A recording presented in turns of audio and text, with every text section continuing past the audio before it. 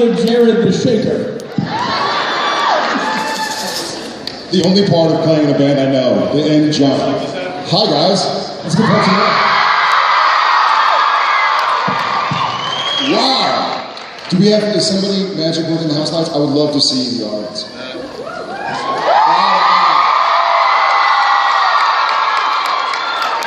Hi guys. Guys. Well, let's hear it. What'd you do? What was it on? You guys really can't do that. That is a sexy Yeah, it's against the rules.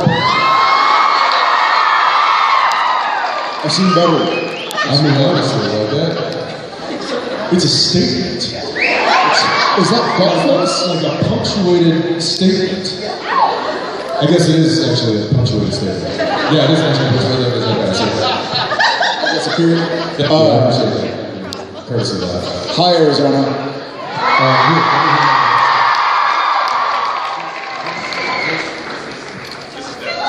That's how I like Jensen the best, with the microphone that goes. We love you. Who said that? We love you back. Who's first Thomas? Badass. Is this, hey, I don't know what, I like that. That's good armor. hey, Jared, here, shake it off. I fell for that. No, I probably shouldn't put it there. What's up, Phoenix? You want Chicago? No? How many people here actually live in Phoenix? All right. How many people don't live in Phoenix? That was the exact same people who just raised their hand. I saw like 14 people. Same person. I love you. See, that's good taste. That's, all right, Mom, stop. Thank you. I love you too. That's, You love this is, Jensen.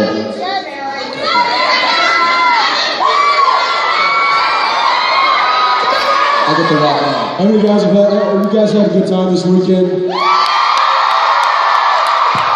How about these guys last night? I mean, that's some entertainment right there. That was badass. That was really cool. That's the first time we've come to a Saturday night thing, and we were backstage the whole time and just staring up at I guess it would be the reverse image of what we're seeing there.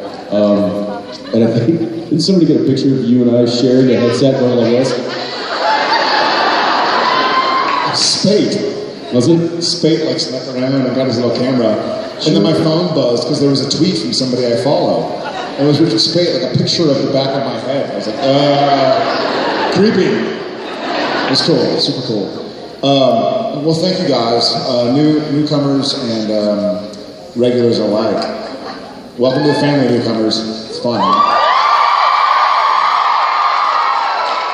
Without further ado, we know some people have been standing up for a while, waiting to hear our answers. So let's go ahead and start. How are you? Hi. It's his face, right? Like this. Really? She said it's me.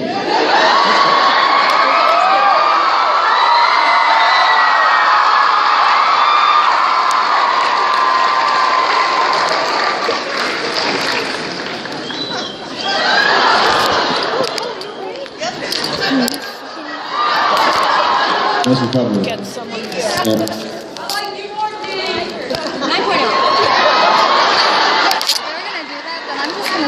Yeah. I think Mary's mic might be on the battery also. You tried these it? guys out. Like, Let her use yours. Share mine. Something I would do. That my skirt would go over my head. Yes. Carry on. You can hear that, right, Jensen? Yes, hi, I'm a Sam Bill, but my question is for Jensen. Right? No? I'm gonna stay and listen. Do you want some like filler music right now while this is going on? Like, here we go.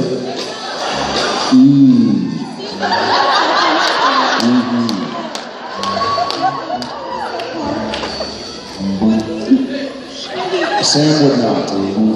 We were saying, so Sam has obviously been through a lot, thick and thin, they both have.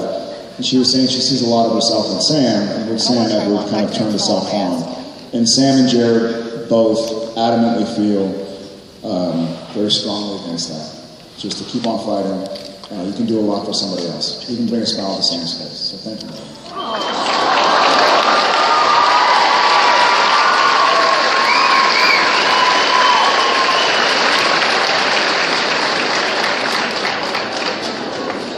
And she could be a hair double for you. I like that. You can be my hair double anytime, by the way. Sorry. Hi. Hi. I just want to thank you for coming out to Phoenix for the first time. This is great. We really appreciate you coming. So thanks a lot. Jensen, I've recently become interested in directing, and I know that's an interest of yours as well. So I'd like to know who inspires you as a director and whose work you are a fan of and why. Ooh.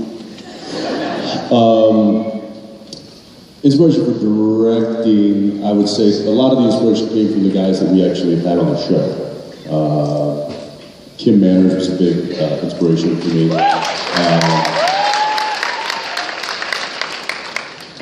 Bob Singer, Phil Sabricha, these are names you probably have seen on the screen. And, you know, there's a reason that these guys, you know, are part of the show, both when they're directing and they're not directing. But there's also guys that come on and direct that aren't with the show full time, that have been very successful. John Showalter is one, Steve Boyle. And these are guys that come on and they it's not just their technical savvy and the way that they facilitate an episode on the screen, it's their presence on set.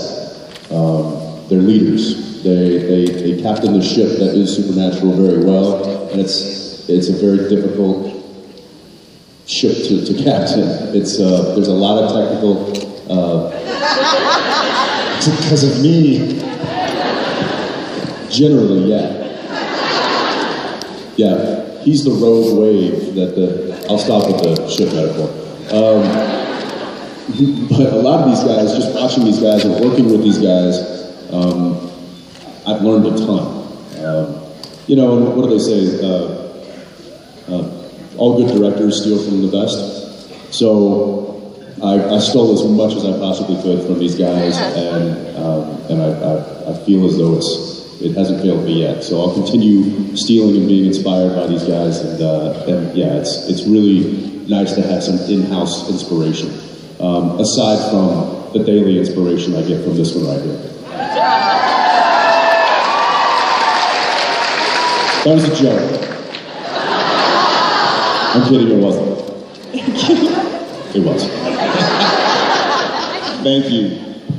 Thanks. Hi. I was just wondering what is the most embarrassing thing that's ever happened to you?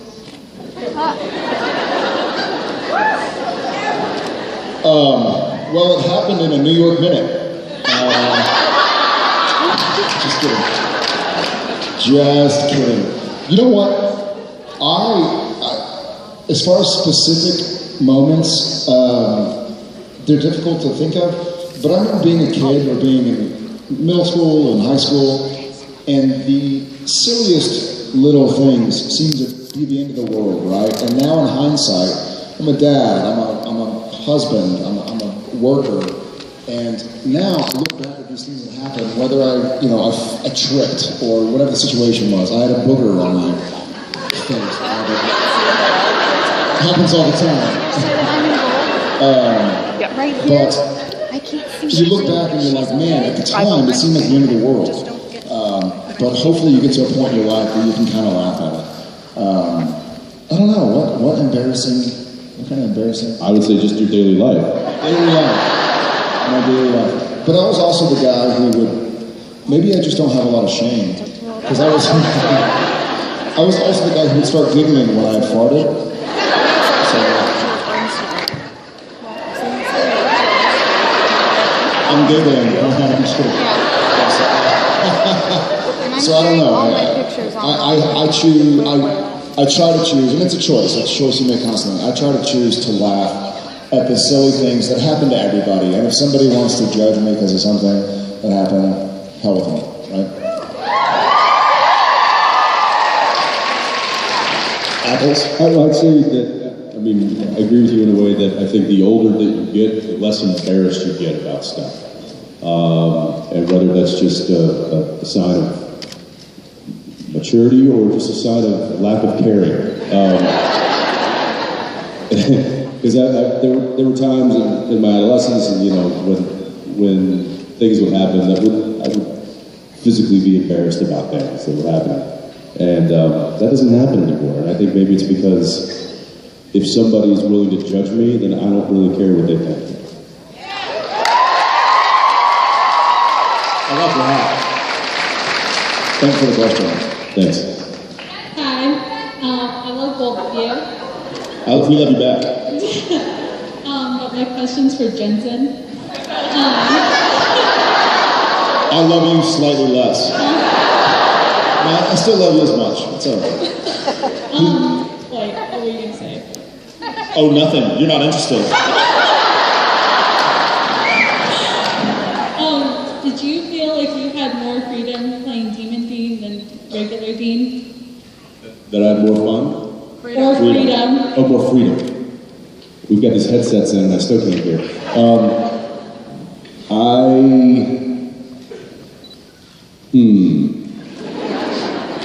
No.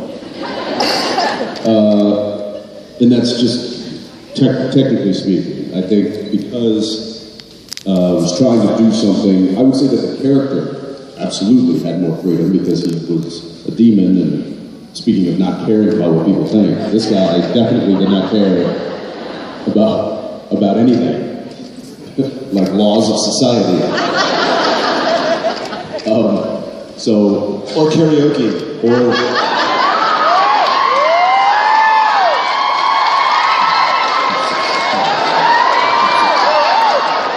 singing on key. That was could care less. So in that regard, yes, the character had much more freedom, but because of that, I really tried to rein myself into thinking about how I was going to do that, facilitate that, and portray that in a way that I haven't done before. Because with Dean, I guess I'm so comfortable playing him because I've been doing it for a couple of years. That I'm able to, the freedom is there because I know him so well, and I can play him so well. I know his relationships with other characters so well, and so it's just there's a freeing element to that as an actor. But with Demon Dean, it was hard. I'm sure you probably ran into the same experience with playing Soulless Sam or playing Lucifer or playing. Carry on. The other dozen different variations of Sam that you had to play, you got to think a little bit harder. It's a little bit more constricting. But you know what? I actually think I was thinking, since the question wasn't mine, I had time to think. No, but I actually did feel. I felt like Demon Sam, like was it Born Under a Bad Sign? Oh yeah. Or yeah, I think because Dean lives more freely than Sam does. Sam was like going to be a lawyer and go to college. Dean has always kind of been like the devil may care, shoot first, ask questions later, right? Sam has kind of been a by the books guy. I think for Sam, being soulless or being a demon kind of did free him from what he thought he was supposed to be doing, whereas Dean kind of lived like that anyways, Best the Asian beauties in a motel room. So that's awful. Yeah, but don't you, not to get into like a philosophical debate here. But what is peace? What is happiness? There is a comfortability factor that comes with playing a character Yeah. for a long time. As well as performing it. And performing it, that was my point, is because there's such a comfortability factor there, that frees you up to be able to explore the different nuances of the character. I knew that I only had 3 episodes with Demon Dean, and that put a strength on me as far as wanting to get the performance just right, really needing to have to drive home what I was trying to do, and I didn't feel free to just kind of explore what could happen. It's like, oh, well, don't do that again. I didn't have that luxury with Demon Dean because I had to tell us a very specific story in a very small amount of time. I wish that I'd had 10 episodes with Demon Dean. And then I think maybe we would have been able to peel those layers back a little bit more and kind of really, seeing this character. So in that regard, I think that it was, but the character certainly had more freedom. Yeah, thank you. Thank you. Hi. Hi, I'm Sam, and my question for you both is, do you... You're Sam? Yeah. I'm Sam. You're Jared. But watch this. And action. Go.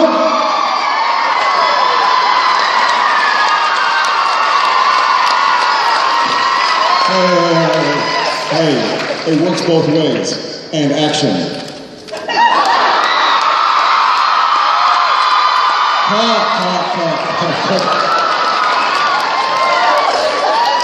I love how instantly we get happy when it's over. It's like, yeah. Yeah, because Jared and Jensen haven't died and gone to hell. When you go to Sam and Dean, you're like, hi Sam, how are you? I was wondering if your children have any nicknames for the members of the cast. Well, he's Uncle Jensen, and Uncle Criff, and then Mrs. Misha. It's Uncle Jensen? Uncle Jensen. Uncle Jensen? Uncle Jensen. And Criffy. He calls Cliff either Uncle Criff or Criffy. He doesn't really do his L's yet. And then my 1-year-old just kind of bangs his head against the wall. He's not talking just yet. But, he did Pinko Rock the other day. That was JJ does have a nickname for his wife, which is pretty funny, and she kind of came up with it on her own. She calls Jen Aunt Mama, which is pretty awesome. Yeah, Aunt Mama. Because she hears Tom calling her mama. Mama, yeah. And Tom is not Tom. Tom is Nom. Nom. Learn your T's, kid. Learn your T's. There's only so much I can do. True. Thanks, Sam. Hi. Hi. Okay, I have a question that I've seen on the internet, and You stole your question from the internet. That's plagiarizing. Well, I was wondering it too. Why hasn't anybody ever decided to put salt in a hula hoop and just use that? It's like a permanent ring or something. A what? Put salt in a hula hoop. In a loop? Oh, a hula hoop. Dean, hurry!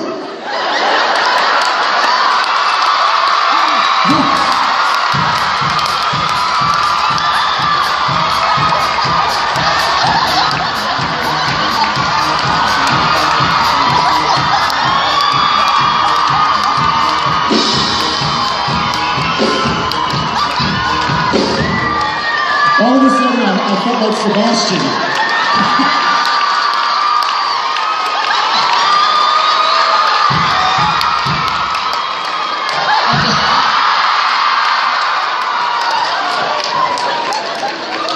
Well, now we're going to have hula hoops on Supernatural, and I'd like to thank you. And that is why we don't That's why we got that.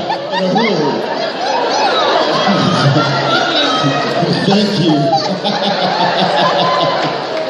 That was disturbing. It was. My eyeballs need a shower. You remember earlier I said, no, I'm embarrassed now. That was it.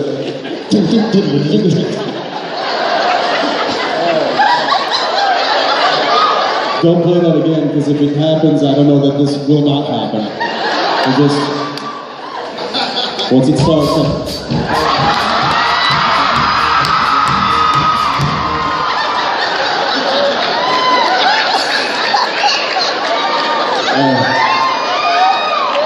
I know that there's a few men in here that got dragged here by their significant other. And they're like, seriously? This is... I mean, the band's good.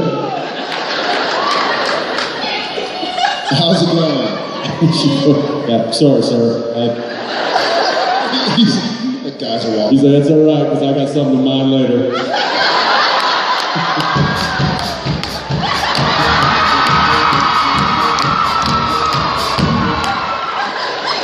And it probably looks like that.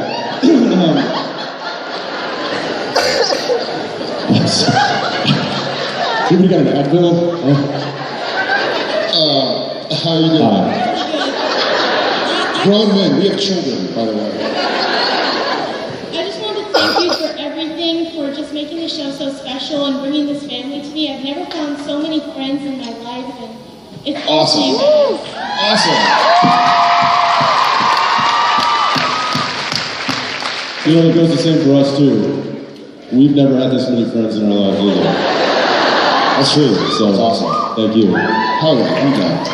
Okay, so my question is, after playing Dean and Sam for 10 years, have you affected your character to make them more like yourself, or have you changed yourself to be more like your character, or neither, or both? Probably all of the above.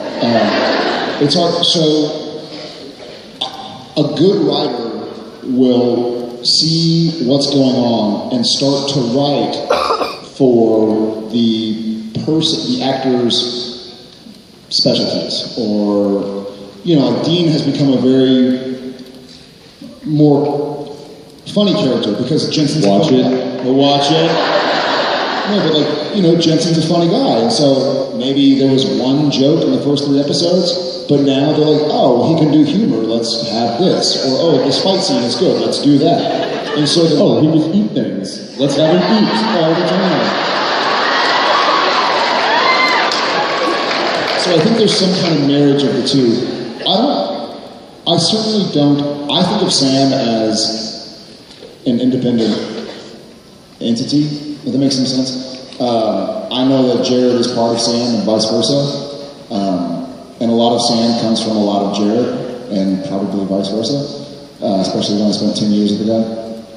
But it's not a conscious thought. You know, my commitment to Supernatural is Sam, right? And so I'm not trying to be, it's not the Jared show or the Jensen show, it's what's going on with Sam and Dean. That's what I'm concerned with. And so I try to remain true to that. That's what's exciting to me. It's not exciting to like talk about myself. Would you say, because I've had this question before, I've thought about it. I would say it's almost the opposite. I would say that Dean has grown more unlike Jensen and Sam more unlike Jared over the past 10 years than closer together. I think that in the beginning, because we were still trying to figure out these characters and where they belonged in the world, how they related to other people, and how they related to their lives as, you know, hunters and this whole thing, we were using a lot of just our natural kind of, but ourselves, and pouring that into the character to bring it to life as best we knew how. As it's progressed, the story progresses, the characters progress, and like you said, the writers start picking nuances that we do on screen that may not be a Jensen trait or a Jared trait, but may just have been something we did because we thought that would be a character thing. Then they start writing to those things. And I think over the past 10 seasons, Dean has certainly become a character that I play and less like who I actually am in certain ways. And certainly we still look alike and have the same hair, generally the same build. I'm a little taller than Dean. Very true. But no, I would say that Dean has become his own thing, like you said, their own entities. And, you know, certainly there are likenesses, but I think for the most part it's actually separated us over the past 2 years. So, yeah. Thank you. Thank you.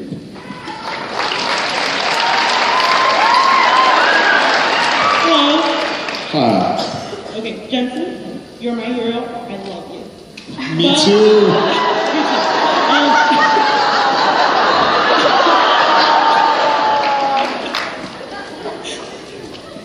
Okay, so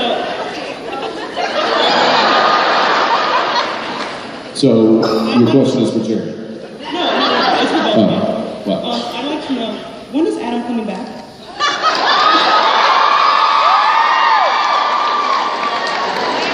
When is Adam coming back? The other Winchester. That's a... Who's that? Season 11. Sure. I don't know. I don't write this stuff. What's funny is, wasn't he introduced in an episode called Jump the Shark? Yeah. Do y'all know what that's a reference to? Okay. For those who don't know what the reference of Jump the Shark is about, there's a famous episode of Happy Days where the Fonzie is surfing and he jumps a shark. And apparently that was the beginning of the end for the Happy Days. Because people watched it and they were like, oh, this is a funny show, kind of real.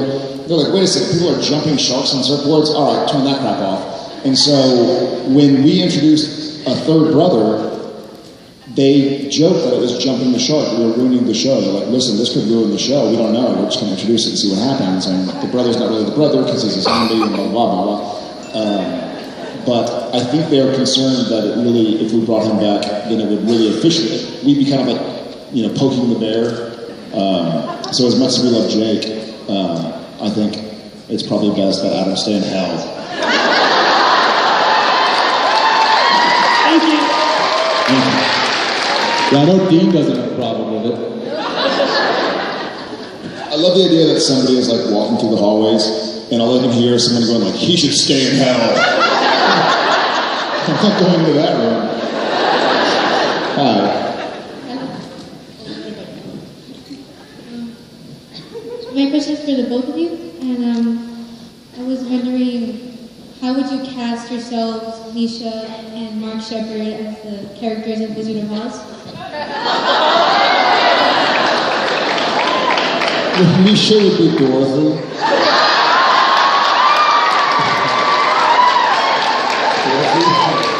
Shepard would be Toto.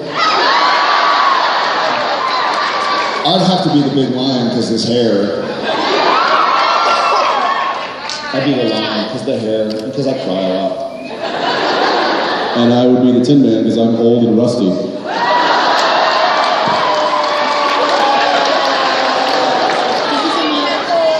Thank you. Thank you. Hey guys, How's it going, brother? my question's for Jensen. You were fantastic in Under the Red Hood. I'm just curious how it was working on that, and if there's any chance we're going to see you in another DC animated movie. Here, I'm old and rusty. Tin Man. Under the Red Hood, yeah. And what was the second part of the question? I was just wondering what it was like working on that, and if we're going to see you in another DC animated anytime soon. It's really different. Animation, doing the animation stuff is unlike any other kind of filmmaking, from my experience. We did the. Don't look at me. Well, you did the anime stuff. Talk to me. Okay. It is, instead of being on a soundstage and a set with cameras and actors and working on a scene, you're literally in a sound booth, just reading the lines with 3 or 4 different variations of inflection, and then you move on to the next thing. So I didn't even meet any of the other people that were in the movie. So it was a really detached kind of experience. I liked it because it was unique and it was something different, and I would certainly do more work like that. But unfortunately, they haven't called me. So you need to start writing letters. Thanks, man. I appreciate that. That was a lot of fun. Yeah. Write more threatening letters. Okay, my question's for Jensen, but I'm going to take a rest then. I wanted to thank Jared for what you did to the lady who asked the first question. That's Mary. the SPN family right there, and it makes us very We're proud. everything. Thank you. Yeah. Where's Mary? Hi, Mary. Anyway, my question is, we all know that Jensen loves the Impala pretty much as Dean does. So when you saw that the props department had actually carved her up, how did that make you feel? Well, luckily we have several cars. And so we used one that is not technically the hero car for that, but it still got me right there. And then they, luckily we have an art department that is second to none. They're spectacular in how they do what they do. And they can make anything, they can make something that is brand new look like it's 50 years old. They're geniuses, they're artists. And so they do a lot of work sometimes on the cars and on our sets. I mean, a lot of these sets that you see that look like, dungeons or grungy old warehouses, they're brand new, like they're brand new structures. You walk on the outside and it's all brand new plywood, brand new 2x4s. So, Hell. Yeah. Hell was brand spanking new. So even though I see it and I see how it looks, I know that it wasn't real. So there's that element of safety that I have without killing someone if that happened. One of my favorite sets was the Dragon episode. Remember the parade and the girls were all walking? That was one of the sorry, the things in my head, guys. Just a really cool set, but it was on a soundstage. It was like brand spanking new with a little fun little parade and a dungeon and stuff. I find it interesting. The episode that I directed this year, there was a gas station, a fill-up station, and that was literally the corner of this. They call it a DoD, it's the Department of Defense area in Vancouver, and it was all brush and trees and blackberry bushes. I don't know if you've seen blackberry bush recently, but it is gnarly and thorny and it's nasty. They cleared off that entire corner, laid a foundation, and built up an entire set. We filmed inside there, so it wasn't just a facade, it was an entire building. They did all of this in a week. I couldn't get my bathroom renovated in California for under 6 months. So yeah, the stuff that they do is incredible, and it always ceases to amaze me, even when it's done to my dear baby. Yeah. Thank you. Thank you.